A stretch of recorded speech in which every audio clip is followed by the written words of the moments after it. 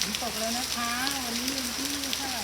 25โอ้นกเขาทำไมไม่ยอมไปเนี่ยตำบลเชียงใหญ่ตัวเมืองจังหวัดลพบุรีนะคะตอนนี้ฝนตกนะคะเพื่อนนี่ค่ะนะคะฝนตกแล้วพี่ดีใจเพราะว่ามันจะได้คลายร้อนไปได้ไม่ตกมานานแล้วนกตกมาบ้างไม่ตกประมาณเดือนกว่าร้อนมากนกเขาทำไมไม่ไปเนี่ยลูกเปียกหมดแล้ว